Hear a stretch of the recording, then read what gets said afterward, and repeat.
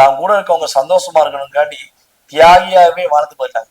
எப்படி தியாகி எப்படி கம்ப வச்சு விரட்டுவாங்களோ, அடி அடின்னு அடிப்பாங்களோ, நல்லவனை எப்படி விரட்டி விரட்டி அடிப்பாங்களோ, அதே மாதிரிதான் கடகராசிக்காரங்களை நீ நல்லது பண்ணுவியா, நீ நல்லது பண்ணுவியா, இவங்க யாருக்கெல்லாம் நல்லது பண்ணாங்களோ, யாரெல்லாம் சந்தோஷமா இருக்கணும்னு நினைச்சாங்களோ, அவங்களே இவங்கள பழிக்கு பழி வாங்குற மாதிரி பாடா படுத்தி எடுத்து பம்பரமா சுத்த வச்ச வாழ்க்கை தான் கடந்த காலங்கள நடந்தது. சோ இந்த நிலை இப்போ மாறப்போகுது. கிட்டத்தட்ட வந்து ஒரு எக்ஸாக்டா சொல்றாந்தா கடகராசியில பூச நட்சத்திரக்காரங்க இருக்காங்கல்ல, சோ அவங்கள்ட்ட போய் கேட்டு பாருங்க.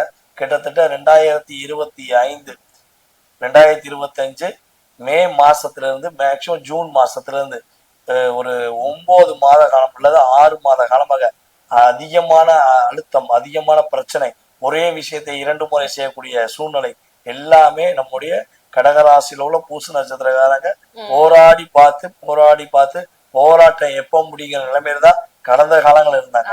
சோ அந்த நிலை அவங்களுக்கு மாறப்போகுது.